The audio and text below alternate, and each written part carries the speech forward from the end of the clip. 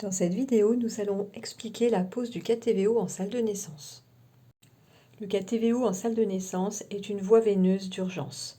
Il est introduit via la veine ombilicale. La préparation du matériel pour la pose du KTVO fait partie des gestes d'anticipation. Vous trouverez des boîtes dédiées aux poses de KTVO dans les salles de réa bébé. Voici le kit KTVO stérilisable. Il contient 2 pinces cochères, 2 pinces à disséquer avec une pince à griffe et une pince sans griffe, un ciseau, un porte-aiguille et 2 cupules.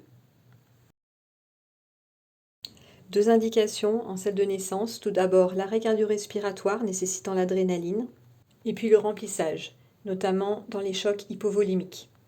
Une asepsie rigoureuse est de rigueur. Tandis que 2 personnes continuent la ventilation et le massage cardiaque, une personne s'habille en stérile, aidée par une 4e personne.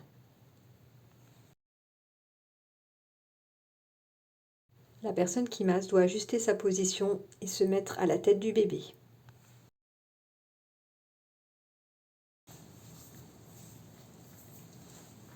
Voilà, on nettoie bien la table.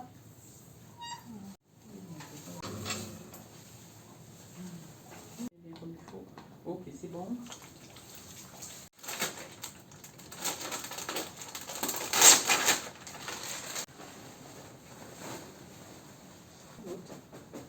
Voilà. Oui, c'est bon.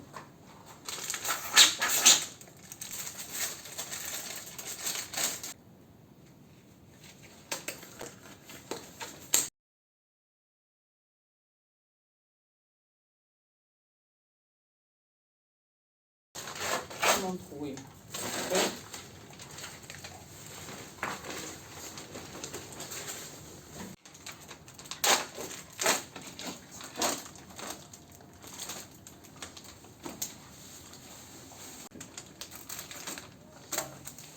Prends partir du compresse.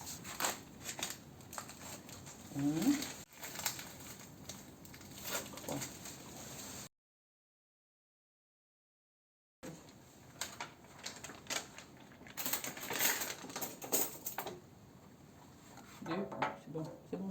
Donc, le porte-aiguille, 2 pinces à disséquer, une avec griffe, une sans griffe, 2 pinces cochères, une paire de ciseaux, 2 cupules. Ok. Voilà. Alors, en néonate, elles sont plus petites et c'est les seringues de 1 ml. Elles sont plus petites que ça. Bon, ce qui est plus adapté au nouveau-né.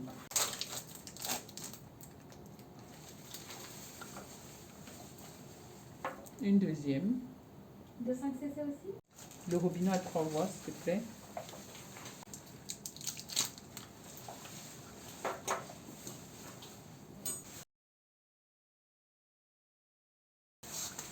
Bon, non, moi, je suis supposée te donner une compresse avec la biceptine pour bien nettoyer avant.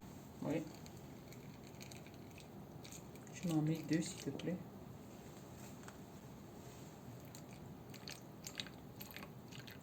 Ok. Tu me dis stop? C'est bon. Ok. Ici. Et tu me mets sur les compresses, s'il te plaît. Ok. Sur les 2 Oui, lève la compresses? main toujours, lève. Voilà, parfait. Alors, tu me donnes le fil. Le robinet à 3 voies. Pour éviter d'envoyer de l'air dans le KTVO.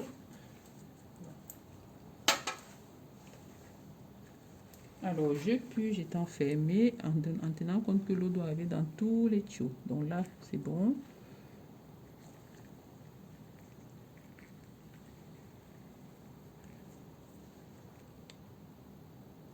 Et là, c'est bon, ça tue.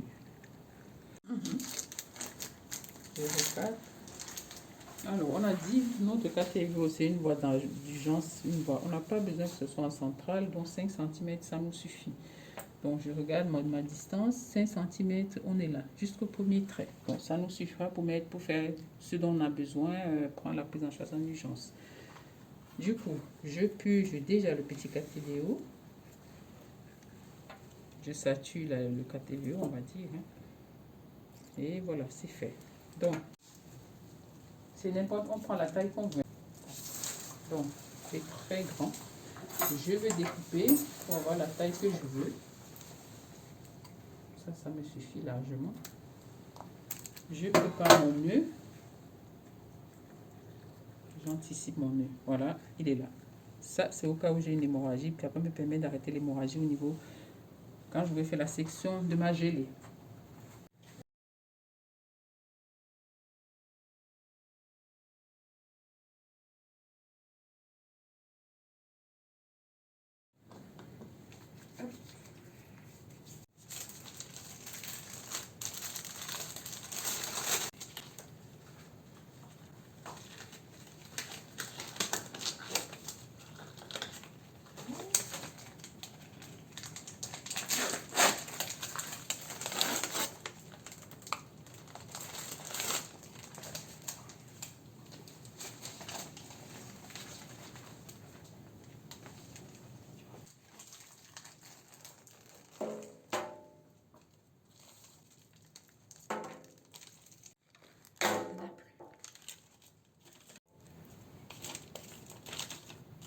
On y est.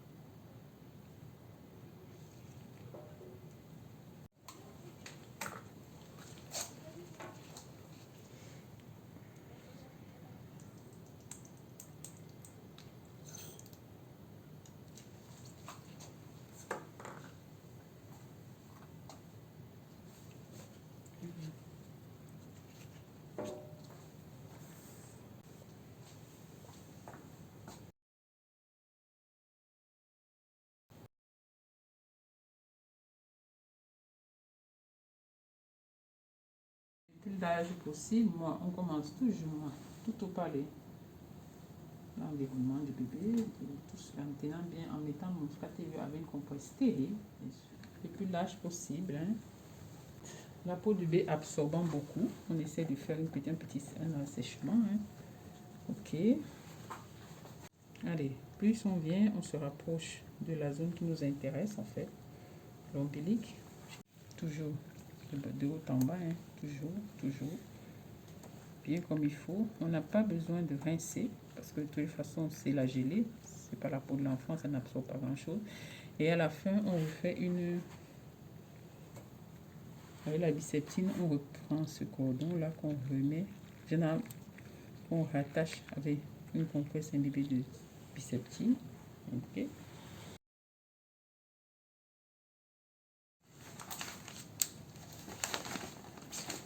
Alors c'est un shampoo, oui, donc voilà, parfait.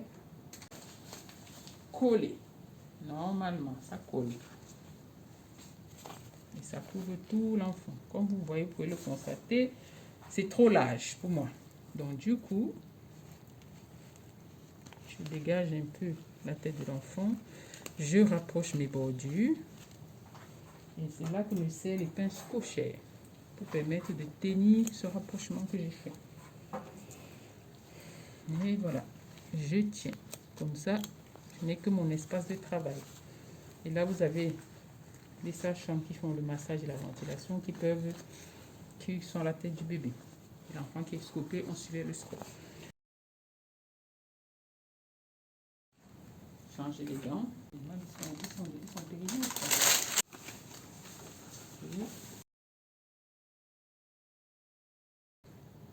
Voilà. Ok. Poubelle. Mon lacet, il est là. Je ne suis pas obligée de le serrer. Je peux juste le mettre en position d'attente. Au cas où j'ai besoin, je serrerai à ce moment-là. Donc, je mets juste un peu lâche comme ça. J'ai ma lame de bistouri pour sectionner la gelée. ma pince avec griffe et ma pince sans griffe. Donc, ma pince avec griffe va me servir maintenant pour tenir ma gelée et la découper. Et la découper. Donc, quand on la découpe maintenant, elle est découpée. On a découpé la gelée, elle est découpée. OK.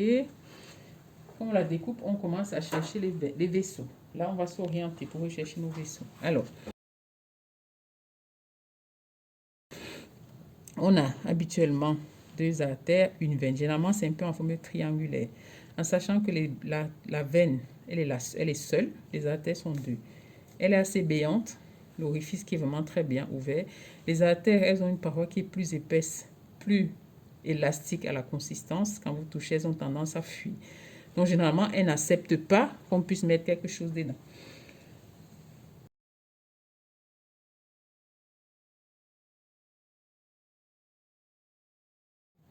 On a repris la veine qui est béante. On prend ma deuxième pince, là, ça va me servir à récupérer mon KTVO maintenant. Pour éviter au maximum de ne pas le souiller, de ne pas toucher avec les mains. Alors, on tient le KTVO avec la pince et on l'insère dans la veine qu'on a repérée. Donc là, je suis à 5 déjà. 5. Je n'ai pas besoin d'aller plus loin. Je suis un bébé qui est à terme. Vous voyez le chiffre 5. Donc 5, c'est bon pour moi. Ça me suffit pour faire ce que j'ai à faire. Voilà. J'ai posé mon KTVO. Et maintenant, je peux déjà vérifier qu'il est en place. Donc, je fais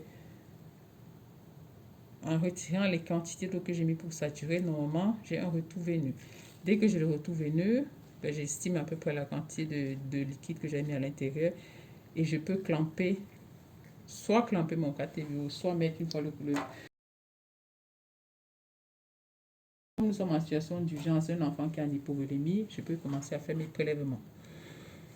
En urgence, généralement, ce qu'on peut faire, c'est numération. On peut faire tous les bilans qu'on veut, hein, mais dans les situations où qui nous amène à poser un KTV en salle de naissance, généralement, c'est les hypovolémies, les asphyxies graves, donc on aura besoin probablement de prélever un gaz du sang.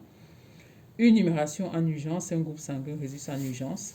Voilà, en urgence, on peut faire un hémocu également. Donc, je prélève, je pense que 2 cc, ça nous suffirait pour faire tout ce qu'on veut. Et le gaz, comme c'est un prélèvement, une seringue individuelle, mais le gaz, on a besoin d'à peu près 2 millilitres à peu près. Donc, je prélève. Non, 0,2 à 0,3 millilitres. Donc, c'est bon, j'ai prélevé mon gaz que j'envoie directement au labo. Et puis, j'adapte mon robinet à 3 voies.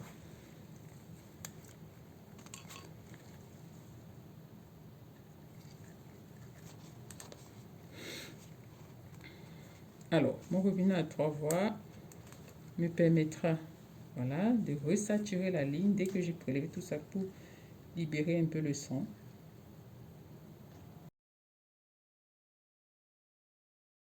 Alors, ce qu'il faut retenir, c'est que le KTVO étant une voie centrale d'urgence, on est dans un gros vaisseau, le risque de contamination est assez important. Donc, tout ce qu'on injecte à travers le KTVO doit être préparé en situation stérile. Donc, l'adrénaline, soit elle a été préparée d'avance en situation stérile et elle va m'être servie, soit si je le peux, si j'ai la possibilité, je peux la préparer moi-même sur ma table comme je suis déjà stérile. Dès le moment où on a notre adrénaline, on va l'adapter, voilà. On va supposer qu'on a commencé la première dose d'adrénaline, peut-être intrathrécal, ça n'a pas marché. Et là, la deuxième, on doit faire KTVO. Donc, voilà. Et ensuite, j'ai ma rinçure, j'ai mon adrénaline. Donc, maintenant, si je veux faire des injections au bébé, ben, j'ai qu'à jouer avec mon robinet. Hein. Donc, si je veux faire passer l'adrénaline, je ferme la rinçure et je fais passer l'adrénaline. Ensuite, dès que j'ai fait passer l'adrénaline, je ferme l'adrénaline et je fais ma rinçure. Si c'est si on est dans une situation de remplissage, c'est pareil. On va mettre ça, grosse seringue de remplissage là, de ce côté-là où on veut. Hein, il y a peut-être l'adrénaline ici, il y a peut-être le remplissage là, c'est comme là. Après, quand on a fini, on a récupéré le bon, on a fait ce qu'on avait à faire. Et maintenant, il faut quand même fixer le KTVO. On a le choix, soit on peut aussi l'enlever tout de suite parce qu'on a récupéré l'enfant et attacher tout, soit on peut le garder si c'est un enfant qui va être hospitalisé parce qu'en périphérique, on peut le garder 3 jours maximum. 3 jours maximum, ça peut servir au début pour faire passer des médicaments, des antibiotiques, transfusion sanguine, tout ce qu'on veut. Donc dans ce cas, il faut le fixer. Sinon, on a les risques qui s'échappent à tout moment et ça peut toujours causer des saignements et ramener notre enfant en anémie. Donc, si par hasard j'ai mis ça et que ça saignote, je serre mon garrot. En sachant que serrer le garrot n'empêche pas le fluide de passer, ne nous empêche de rien faire. Ça arrête les veines, des artères qui vont saigner tout autour, mais ça n'empêche pas d'utiliser la voie veineuse pour faire des médicaments, tout ce dont on a besoin de faire.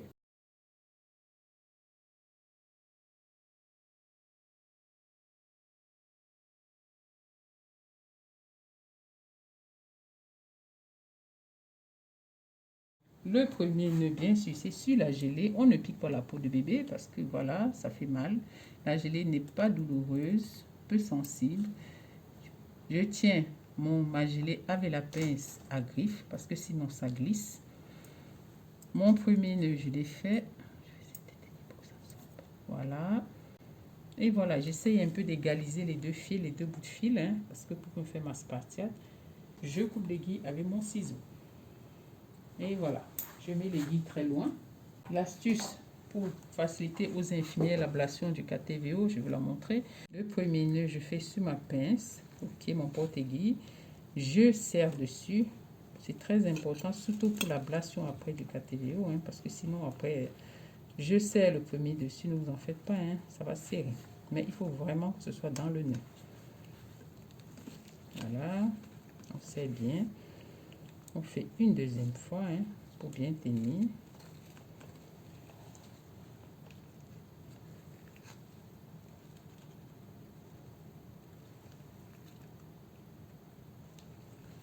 Ensuite, on fait le nœud avec le KTVO sans enlever la pince. Donc, la spartiate, je sors derrière le KTVO. On entoure le KTVO un peu, gauche-droite, derrière, devant. Et puis, il faut toujours vérifier qu'on est au repère qu'on a dit. Là, par exemple, vous voyez, on est toujours à 5, donc on est bien. Toujours à 5. 5, c'est au niveau de la gelée. Donc, on est bien, on est toujours bien. Et là, on fait le premier nœud, toujours avec la pince. Et là, je peux enlever ma pince. Ne vous en faites pas, ça tient. Et on monte notre spartiate.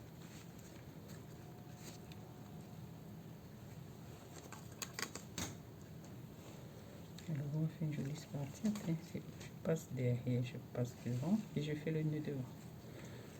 On doit entourer le KTVO pour faire la spartiate. Voilà.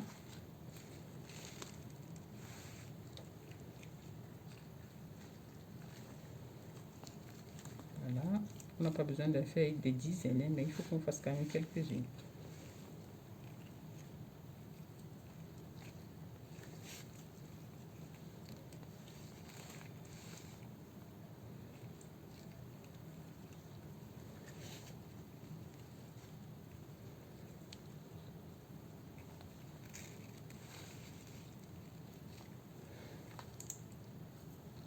Et voilà, on a fait ça. Ça, c'est assez. On n'a pas besoin de faire plus. On peut s'arrêter là.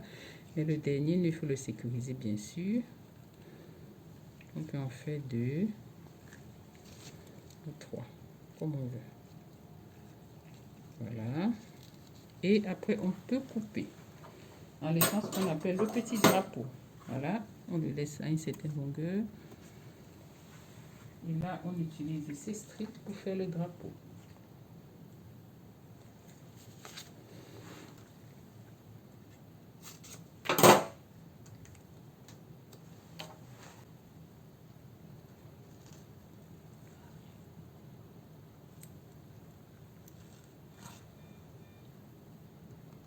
Et voilà, vous avez votre KTVO qui est posé.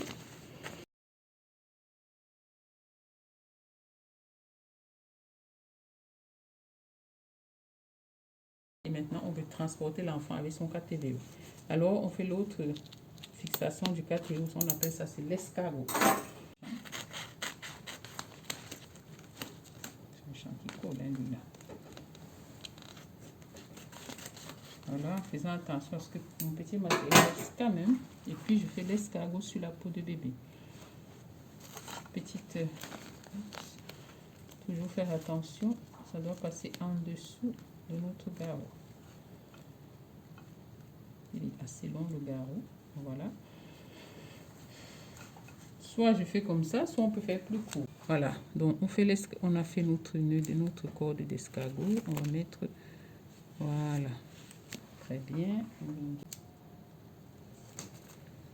De l'autre côté, juste pour toujours faire attention à ne pas prendre le garrot. Voilà, et voilà. Si vous avez fait double nœud, c'est pareil, hein. Vous mettez les deux, vous les coulez comme ça, puis vous faites la même chose. Vous pouvez aussi un peu prendre le KTVO avec les strips comme ça, voilà, comme ça, comme ça, comme ça, et coller. Voilà, et voilà. On a fini notre KTVO.